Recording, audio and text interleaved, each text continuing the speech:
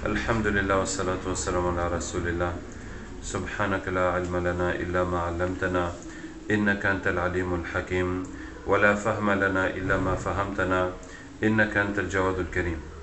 Les 5 étapes du groupe. Un groupe qui lutte pour la cause d'Allah Tabarak wa Ta'ala, pour la hidayah, dans le cadre du verset وَالَّذِينَ جَاهَدُوا فِينَا لَنَهْدِيَنَّهُمْ سُبُلَنَا. Ceux qui luttent pour nous, nous les guiderons dans nos voies. Donc ce groupe qui lutte pour la hidayah passe par 5 étapes. Quelle que soit la forme de cette lutte, que ce soit un groupe de da'wah ou bien de ruqya ou bien de toute autre activité pour le bien de l'islam. La première étape, c'est la mahabba, l'amour fraternel, l'unité des cœurs dans le groupe. La deuxième étape, c'est les efforts. La troisième étape, c'est le fiqh, le souci, la pensée, la réflexion pour l'islam, pour la réussite du groupe, des objectifs. La quatrième étape, c'est le tawajjuh, se diriger vers Allah Tabarak wa Ta'ala. Et la cinquième étape, c'est les épreuves. Avant de rentrer dans les détails, je vais vous dire pourquoi il y a ces étapes. Allah Tabarak wa Ta'ala a promis la hidayah pour l'effort. Il y a une condition préalable qui est l'unité des cœurs. Si les cœurs ne sont pas unis, Allah ne va pas considérer les actions de ce groupe. Donc il faut d'abord que les cœurs soient unis. Et ensuite, cet effort qu'on fait pour Allah Ta'ala se divise en 3 parties, en 3 composantes. Un effort physique et un effort intellectuel et un effort spirituel. Donc on doit faire l'effort pour Allah, pour la religion d'Allah avec son corps, avec son intelligence et puis avec son cœur, avec le dua. Une fois que ce travail est complet, Allah va donner la hidayah. Et la hidayah, Allah va donner d'abord à ceux-là même qui font les efforts. C'est eux qui vont recevoir la hidayah, tel qu'Allah dit, ceux qui luttent pour nous, nous les guiderons dans nos voies. Donc nous luttons pour la religion d'Allah, mais c'est nous que Allah va guider en premier. Et la hidayah, c'est l'augmentation de la foi. Et quand on dit qu'Allah va augmenter ta foi, ça veut dire que c'est la même chose que Allah va enlever les créatures de ton cœur. Et ces créatures ne vont pas sortir de ton cœur dans la facilité. Ça va sortir dans la souffrance. Ça va sortir dans la fausse souffrance. Et c'est pour ça que la 5e étape, c'est les épreuves. Donc quand Allah va descendre la hidayah, ça va venir sous forme d'épreuves, sous forme de choses désagréables, sous forme de problèmes qui vont frapper le groupe ou bien les individus, en tout cas des problèmes qui vont toucher une ou plusieurs ou l'ensemble des personnes du groupe. Et c'est ça qui va descendre la hidayah. Pourquoi? Parce que quand il y a une épreuve, il faut faire 3 choses. La première chose qu'il faut faire, il faut savoir que ça vient d'Allah et l'accepter. Comme disait Abdul Qadir al-Jilani rahimahullah, Ya Allah, ta privation est un don, ton châtiment est une miséricorde et ton épreuve est un remède. Ya Allah, ta privation est un don, quand tu nous prives de quelque chose, c'est pour nous donner mieux que ça. Ton châtiment est une miséricorde, quand tu nous châties de nos péchés, c'est pour nous épargner la malédiction de ces péchés. Et ton épreuve est un remède, quand tu nous éprouves par quelque chose que nous détestons, c'est pour corriger nos défauts. Donc on accepte cette épreuve qui vient d'Allah Tabarak wa Ta'ala. Au lieu de faire des reproches, au lieu de regretter, même si on va tirer les enseignements, et on va décider de ne pas refaire les mêmes erreurs, et de s'améliorer, d'éviter les problèmes à l'avenir, mais une fois que le problème est arrivé, on sait que ça vient d'Allah Ta'ala, on l'accepte. Et on remercie Allah Ta'ala. Comme par exemple, on remercie nos parents pour tous les biens qu'ils nous ont donnés. On remercie aussi nos parents pour toutes les punitions qu'ils nous ont infligées. Et il se peut que les punitions que nos parents nous ont infligées étaient plus bénéfiques que les récompenses qu'ils nous ont données. Et la deuxième étape dans les épreuves, quand on a une épreuve, on sait que ça vient d'Allah, on l'accepte. Deuxièmement, on continue nos travaux. Que ce soit nos adorations ou bien nos efforts pour la religion, notre da'wah, quelle que soit la chose qu'on fait. Donc même si par exemple j'ai perdu mes papiers ou si j'ai un problème, je vais continuer à faire tout ce que je faisais. Troisièmement, quand il y a l'épreuve, on ne demande pas à Allah Ta'ala d'enlever l'épreuve, mais on demande à Allah la hidayah, on demande à Allah la guider. Au lieu de dire, par exemple, j'ai perdu mes papiers, au lieu de prier à Allah, mes papiers, comment je vais faire? On dit, on laisse, on dit à Allah, les papiers, fais ce que tu veux, mais je te demande la hidayah, de sauver les musulmans, de l'égarement, etc., de me guider moi, ma famille, etc., au lieu de parler de mes papiers. Et c'est comme ça que la valeur de ces papiers va sortir de mon cœur, va être remplacée par la valeur de la religion, la valeur de la hidayah, le souci pour la Ummah. Donc c'est la guidée que moi je reçois. Et Allah Ta'ala va accepter tout cet effort, cette souffrance, ce dua, hein, pour guider les gens. C'est pour ça qu'il est extrêmement important dans un groupe islamique qui lutte pour le bien de l'islam de passer toutes les étapes pour arriver à la fin, de ne pas s'arrêter en cours de route. Parce que si on ne réalise pas ces étapes, l'effort sera incomplet et il n'y aura pas la hidayah. Il n'y aura pas la hidayah. En tout cas, même si l'effort est incomplet, on est en train d'apprendre, on est en train de s'entraîner, on est en train de s'améliorer, donc on progresse. Mais si quelqu'un est en train d'apprendre un métier et toute sa vie il apprend le métier, mais il n'arrive jamais à maîtriser le métier pour pouvoir l'exercer, pour pouvoir être productif, pour pouvoir en sortir quelque chose, donc là vraiment, on va dire qu'il a perdu son temps, il a perdu toute sa vie. Comment est-ce qu'on peut passer toute sa vie à s'entraîner et puis sans arriver au but? Donc ça n'a plus de sens. Est-ce que vous voyez? Donc je reviens maintenant sur les étapes. La première étape, c'est la mahabba. Alors il faut savoir que la mahabba, l'amour fraternel, l'unité, dans un groupe qui lutte pour l'islam, le niveau qui est demandé dans l'effort pour la religion est bien plus élevé que le niveau d'unité et de fraternité qui est demandé dans la société musulmane. Parce qu'Allah Ta'ala dit Inna Allah yuhibbu alladhina yuqatiluna fi sabilihi safan ka'annahum bunyanun marsus. Allah aime ceux qui luttent dans sa voie en rang serré comme des pierres d'un mur. Hein? C'est comme ça qu'Allah Ta'ala veut qu'on lutte dans sa voie. Et comment est-ce qu'on peut combattre les ennemis humains ou djinns ou shayatin? Hein? Comment est-ce qu'on veut être sur la voie du prophète sallallahu alayhi wa sallam et des sahaba alors que nos cœurs ne sont pas unis? Hein? Qu'Allah Ta'ala ait pitié de nous. Alors pour cela, il y a beaucoup de règles que l'islam a établies pour réunir les cœurs, pour que les gens s'aiment, pour qu'il y ait la fraternité, qu'on se pardonne, etc., etc. Parmi toutes ces règles, je vais en citer vraiment quelques-unes. La première, c'est ce qu'Allah Ta'ala dit وَقُلْ لِعِبَادِي يَقُولُ الَّتِي هِيَ أَحْسَنُ إِنَّ الشَّيْطَانَ يَنْزَغُ بَيْنَهُمْ إِنَّ الشَّيْطَانَ كَانَ لِلْإِنسَانِ عَدُوًّا مُبِينًا. Dis à mes serviteurs de dire la meilleure parole, car Shaitan essaie de provoquer entre eux, car Shaitan est l'ennemi évident de l'homme. Hein? Dire la meilleure parole. C'est par des paroles de plaisanterie, de moquerie, des paroles de blagues, etc., des paroles inutiles, que Shaitan trouve l'occasion de faire des problèmes entre les gens et on se vexe. Et après, l'autre dit pourquoi chaque fois tu me critiques, pourquoi tu es toujours en train de dire ça, jusqu'à ce qu'on ne se parle plus et puis on ne peut plus travailler ensemble.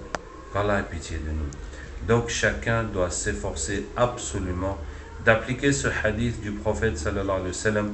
Man kana yu'minu billahi wal yawmil akhir falyaqul khayran aw liyasmut. Quiconque croit en Allah et au jour dernier, qu'il dise du bien ou qu'il se taise. Voilà ce qu'on doit tous faire. Tu dis du bien ou tu te tais. Même si tu es fâché, pas besoin d'en rajouter, pas besoin de dire n'importe quoi. Tu dis du bien ou tu te tais. Si dans n'importe quelle situation, tu dis du bien ou tu te tais. C'est vraiment, chacun doit s'imposer de faire cela. Et malheureusement, j'ai très souvent été déçu par les gens auxquels on répète ce hadith et ils disent non, non, et puis ils continuent à plaisanter, ils continuent à dire n'importe quoi, comme s'ils n'étaient pas concernés, ou comme s'ils avaient la liberté de faire ça ou de ne pas faire ça, comme si on te dit, oui, jeûne lundi, jeudi, non, je ne veux pas jeûner lundi, jeudi, et puis voilà, c'est tout. Non, mais le prophète sallam, ce n'est pas comme ça qu'il a dit. Il a dit celui qui croit en Allah et au jour dernier, qu'il dise du bien ou qu'il se taise. Il n'a pas dit celui qui veut ou celui qui veut gagner un palais dans le paradis. Non, il a posé ça comme une condition de la foi.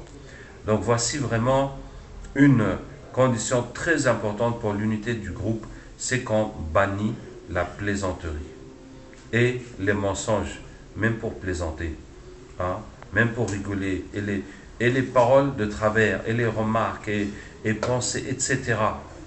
Tant qu'on n'a rien dit, même si on a une mauvaise idée dans sa tête, tant qu'on n'a rien dit, Inch'Allah, ça ne va pas provoquer de dégâts.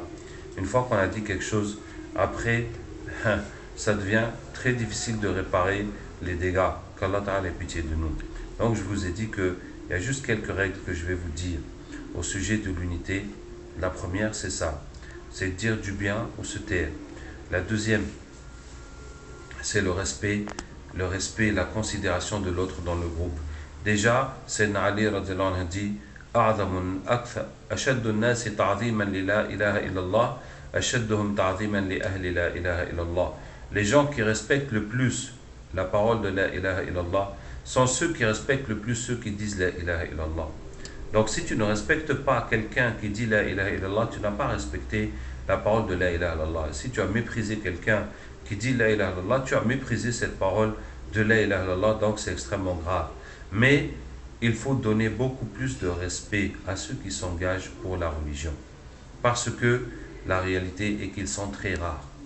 Ceux qui s'engagent, qui veulent se lever, lutter, donner de leur temps, donner de leur effort, prendre des risques, sacrifier leur temps avec leur famille, leurs loisirs, etc. pour aller faire quelque chose pour l'islam, ces gens-là sont rares. Ces gens-là sont rares. La plupart préfèrent le temps qu'ils ont, regarder la télé, s'asseoir, ou bien s'adonner à leur plaisir, ou passer du temps en famille. Qui a le temps non seulement d'apprendre lui-même, de pratiquer lui-même, de se rapprocher d'Allah Ta'ala lui-même, mais après de se soucier pour la Ummah. Ces gens-là sont trop rares. Donc ceux qui ont ce souci, même s'ils ont des défauts, il faut les considérer énormément. Et on ne peut pas avoir un groupe de gens parfaits. Cheikh Ilyas, rahimahullah, il y en a qui est allé se plaindre à lui que les Qudama, dans sa région, ils faisaient ceci, ils faisaient cela. Et Cheikh Ilyas a dit, Hadihi ahwaluna, nous sommes ainsi.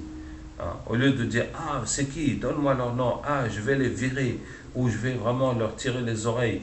Comment ils font ça? Il dit, nous sommes comme ça. Est-ce que nous avons un groupe de gens parfaits? Ou bien on va leur donner des salaires fantastiques pour qu'ils soient des gens d'une qualité exceptionnelle. Voilà ce qu'on a.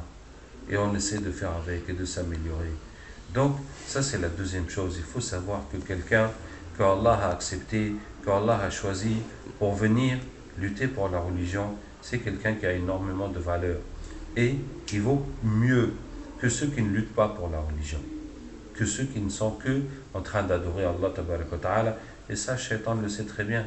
Shaitan va mettre tout son effort sur ces gens-là, puisque si Shaitan arrive à les casser, tous les autres ils sont dans sa poche. Ceux qui adorent Allah sans parler aux autres, mais son adoration ne sert qu'à lui-même.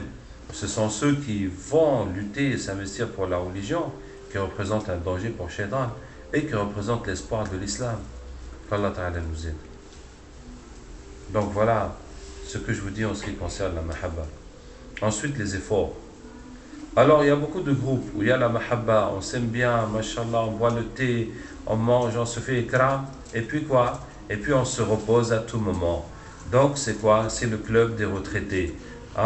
C'est la maison des retraites, c'est la vacance, les vacances au sens la coule douce, on s'éloigne des soucis de la famille, des enfants, des courses, et puis on est là vraiment, on engraisse, qu'Allah Ta'ala nous aide. Donc quel est le critère des efforts? Comment savoir qu'on est en train de faire des efforts? C'est quand on fait tellement d'efforts qu'on ne trouve plus, qu'on ne peut plus manger et dormir comme on le souhaite. Ça veut dire on fait les efforts jusqu'à ce qu'on a faim, mais on ne peut pas manger parce qu'il y a encore du travail à faire. Et on fait les efforts jusqu'à ce qu'on soit fatigué, mais on ne peut pas dormir parce qu'il y a encore du travail à faire. Et même si on mange ou qu'on dort, on est obligé de vite se lever pour aller continuer des efforts. Vous voyez? Donc pour réaliser cet état où on fait tellement d'efforts qu'on ne peut plus manger, dormir comme on le souhaite, il faut remplir tout notre planning, il faut remplir toute notre journée par des activités fructueuses, des activités intéressantes, des activités qui soient profitables à nous, qui soient constructives pour l'islam, et tellement qu'on soit dedans jusqu'à ce que ça ne nous laisse plus le temps de notre repos. Et effectivement, ça dépend de l'activité que nous sommes en train de mener. Mais nous avons des principes dans cet effort, hein, des principes de la vie des Sahaba qui sont d'abord le principe de Omar ibn al-Khattab. كان عمر إذا مشى أسرع وإذا تكلم أسمع وإذا ضرب أوجع. Quand Omar marchait, il allait vite. Quand il parlait, il se faisait entendre. Quand il frappait, il faisait mal. Hein? Donc, voici un modèle de Omar. Quand il marchait, il allait vite. Donc, même si quelqu'un il va pour acheter une baguette, tu ne vas pas marcher tout doucement, comme si tu as tout entendu. Non, tu files comme une flèche, tu prends la baguette et tu reviens parce qu'on a trop de choses à faire. On a besoin de toi. Toi-même, tu as besoin d'apprendre, tu as besoin d'évoluer. Donc, on n'a pas le temps comme ça de perdre notre temps à marcher tout doucement. Et quand on parle, on se fait entendre. Donc il y a des frères, à chaque fois qu'ils parlent, on dit parle plus fort, on n'entend pas. Mais puisque tu sais que chaque fois on te dit parle plus fort, mais dès que tu ouvres la bouche, tu parles fort pour que tout le monde entende. Comme ça, il n'y a plus d'ambiguïté. Et quand il tapait, il faisait mal. Donc ça veut dire que tout ce qu'on va faire, il faut le faire complètement, parfaitement, jusqu'au bout, pour que ce ne soit pas fait à moitié, qu'il n'y ait pas besoin de repasser derrière, hein, que le travail soit bien fait complètement. Deuxième principe de Abu Bakr, il dit, en décrivant les qualités du calife, La yahiru inda al-badihati. Il n'est pas perplexe devant l'évidence. Quand quelque chose est évident, on le fait sans aucune hésitation. Par exemple, hein, il faut que je fasse mes ablutions. Je vais dire, je dois faire mes ablutions. Oh là là, je dois aller jusqu'à là-bas. L'eau est froide. Je suis fatigué. Mais puisque je sais que je dois faire les ablutions et qu'il n'y a aucune autre solution que de faire ces ablutions, eh bien je me lève, j'y vais direct, je le fais, puis c'est terminé. Hein? Ça va m'avancer à quoi de rester là en train de réfléchir de comment je vais souffrir à faire mes ablutions. Je n'ai qu'à le faire et puis c'est terminé. Donc voici le deuxième principe. Quand quelque chose est évident, on le fait sans aucune hésitation. Dès qu'on le termine, ça nous permet de passer à autre chose. Alors que si on hésite, on tergiverse, après, c'est le temps de faire autre chose. On n'a pas terminé la chose d'avant. Donc les choses vont traîner, les choses vont s'accumuler. Et après, on ne peut plus terminer notre programme, on ne peut plus réaliser nos objectifs. En tout cas, tout va se mélanger. Troisième principe de Khalid ibn al-Walid. Quand Khalid combattait, il ne se reposait pas. Il ne laissait pas son armée se reposer, il ne laissait pas ses ennemis se reposer. Voilà. Quand on est engagé dans l'action, tout le monde bosse. Hein? L'émir doit bosser et faire bosser tout le groupe. L'émir, ce n'est pas quelqu'un qui bosse et qui laisse les gens assis. On doit exploiter les potentiels de chaque personne. Chaque personne, on le fait faire ce qu'il est capable de faire et on le forme à faire ce qu'il ne sait pas faire jusqu'à ce qu'il soit capable de tout faire. Et on fait bosser tout le monde. C'est dans ce travail qu'on va profiter. Hein, qu'Allah Ta'ala nous aide. Et le quatrième principe, c'est le sauteur de mur. Ça, c'est l'histoire d'Al-Bara ibn Malik, radiallahu anhu, à la bataille de Yamama, la bataille contre Musaylima. C'était la bataille la plus terrible que les Sahaba ont combattue parce que les kuffars qui suivaient Musaylama, le faux prophète, pensaient qu'il était un prophète et ils étaient prêts à mourir pour lui. Et les Sahaba, ils aussi étaient prêts à mourir pour lui. En tout cas, dans cette bataille, les Sahaba étaient 12 000 et les mécréants étaient 100 000. Et à un moment de la bataille, les mécréants ont fui jusqu'à s'enfermer dans leur forteresse. Et les Sahaba étaient au pied de la forteresse et ils n'avaient pas moyen de dépasser ou de foncer la porte ou de quelque chose. Et donc, Al-Bara ibn Malik, radiallahu anhu, qui est le frère de Anas ibn Malik, qui est le demi-frère, qui est son frère de même père, est monté sur un bouclier. Il a dit, soulevez-moi avec vos lances. Donc, ils ont soulevé le bouclier, ils ont levé le bouclier avec les lances, et il s'est agrippé au mur, et il a sauté parmi les kuffars. Il a sauté tout seul parmi les kuffars, et il s'est battu, jusqu'à ce qu'il a ouvert la porte. Hein? Et quand il a ouvert la porte, les musulmans sont rentrés, et lui, il est tombé. Il avait sur son corps plus de 80 coups de flèches, de sabres et de lances. Et il avait tué 10 mécréants qui étaient autour de lui. Et les musulmans sont rentrés. La bataille a fait rage jusqu'à ce que les musulmans ont su que la seule façon d'arrêter la bataille, c'était de tuer Musaylima. Et 3 personnes sont allées le tuer, dont Wahshi, qui l'a tué avec la même lance avec laquelle il avait tué Hamza. Et Khalid ibn al-Walid, le chef de l'armée, est resté un mois à attendre qu'Al-Bara ibn Malik guérisse de ses blessures pour pouvoir voyager avec l'armée. Donc voici le sauteur de mur. Donc nous avons ce principe. Quand nous luttons pour Allah, on ne connaît pas les barrières. On ne connaît pas les barrières. On ne connaît pas les choses impossibles. On ne connaît pas les choses trop difficiles. On fonce. On demande à Allah et on fonce. Et Inch'Allah, qu'Allah Ta'ala nous aide. Sauter les murs. Allahu Akbar. Et le dernier principe qu'on a dans l'effort, c'est le pousseur de mur. Que signifie le pousseur de mur? C'est dans le contexte de la da'wah du tablir, où un des responsables d'un pays arabe demande à un des chefs du Pakistan pourquoi se fait-il que chez vous le tablir est fort, il est bien organisé, il marche bien, alors que chez nous c'est faible, il y a beaucoup de problèmes. Et le chef lui dit pousse le mur. Il dit chef, comment ça je vais pousser le mur? Alors il y a un Pakistanais qui passe et le chef lui dit toi viens ici, pousse le mur. Et le Pakistanais va, il pousse le mur. Il dit tu vois, chez nous les gens respectent les chefs et ils font ce qu'on leur dit. Vous faites qu'à votre tête. Voilà.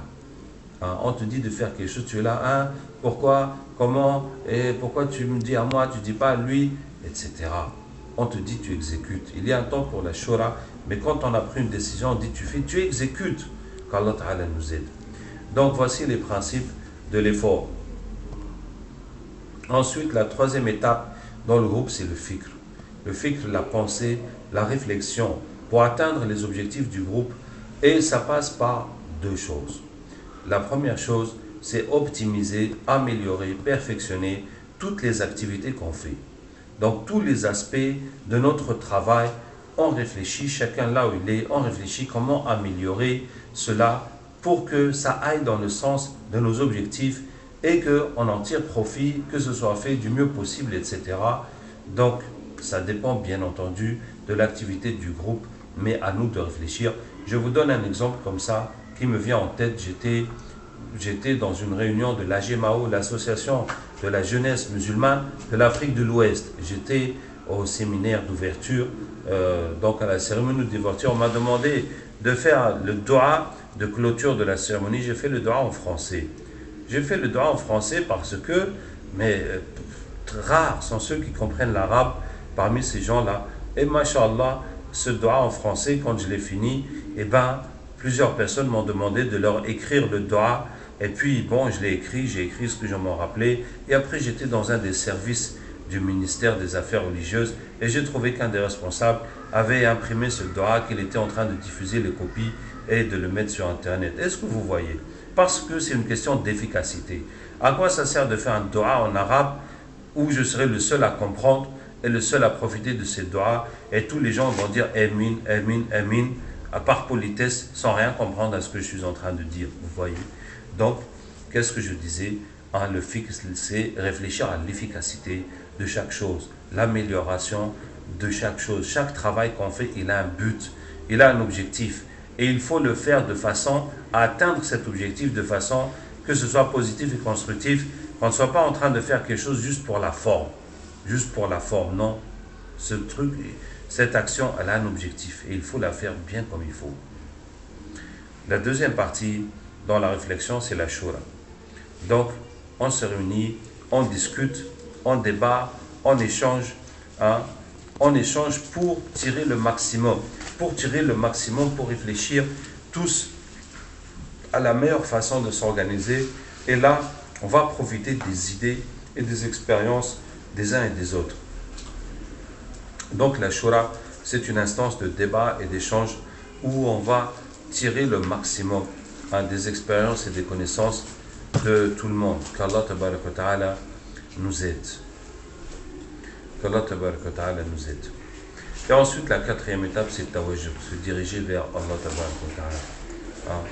On commence par se diriger vers Allah dans ses invocations personnelles, dans son tasbih, salat al-nabi sallallahu alayhi wa sallam, dans l'istighfar, dans la lecture du Coran, dans ses adorations, dans la prière, dans le dua, et puis dans les activités collectives. Chaque fois qu'on parle de religion, si on parle soi-même, on commence par se parler à soi-même jusqu'à ce qu'on soit dedans, et pour ensuite se diriger vers les autres.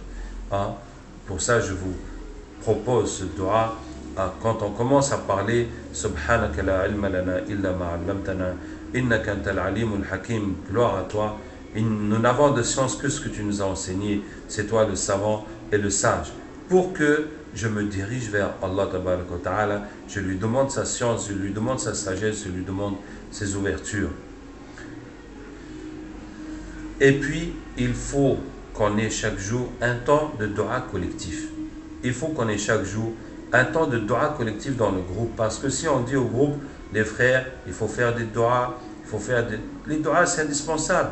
Comment est-ce qu'on va œuvrer pour la hidayah, pour la guider des gens, quelle que soit l'activité que nous menons, sans demander à Allah de guider les gens?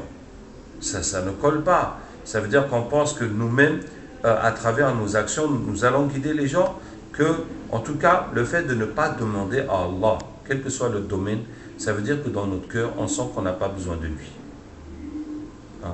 Et effectivement, c'est quand l'homme se retrouve coincé, tel qu'Allah Ta'ala nous dit, ceux qui sont dans la tempête, dans la mer, où il lui arrive un malheur, c'est là qu'il commence à supplier Allah, parce que c'est là qu'il sent qu'il a besoin d'Allah, mais dès que son malheur est passé, il oublie comme si c'est rien passé. Parce qu'il ne voit plus qu'il a besoin d'Allah. Alors que nous avons toujours besoin d'Allah pour tout, et particulièrement pour la hidayah.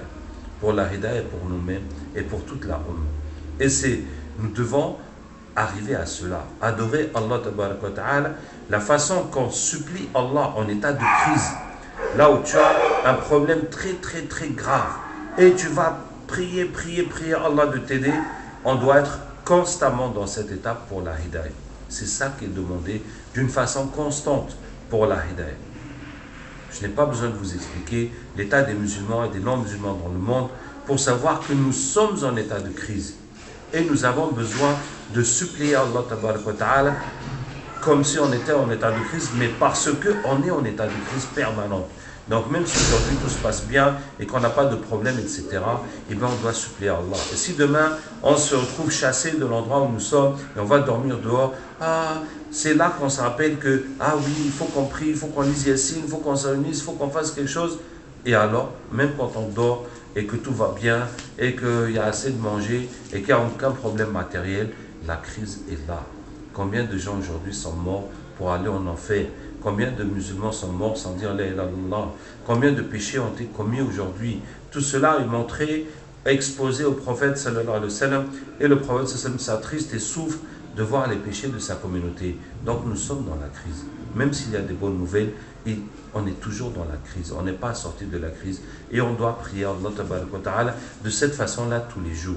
Et donc tous les jours, il faut qu'il y ait un temps de dua collectif. Alors, la façon de le faire, il y a plusieurs façons de le faire. Je vous en propose 3. La première façon, c'est de faire la prière la nuit et de faire ensemble le qunut, tel que vous voyez les prières à la Mecque pendant le Ramadan. En tout cas, les tarawih qu'on fait pendant le Ramadan, les Sahaba faisaient ça toute l'année, même si ce n'est pas forcément en groupe comme pendant le Ramadan, mais ils faisaient souvent aussi par petits groupes. En tout cas, c'était toute l'année. Donc, tant qu'on est dans le groupe, on peut le faire et puis faire le dua qunut pour demander à Allah Ta'ala de nous aider dans tout le travail que nous faisons.